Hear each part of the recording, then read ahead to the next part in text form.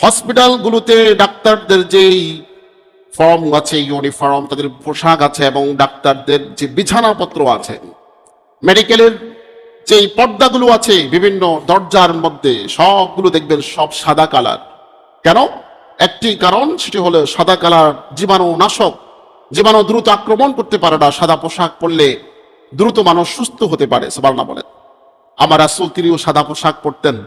সবচেয়ে মজার যে কথা, হাদিস জিব্রাইলের মধ্যে আমার রাসূল, তার সামনে জিব্রাইল তিনি আসছেন। জিব্রাইল তিনি মানুষের ভেষ ধরে আসছেন।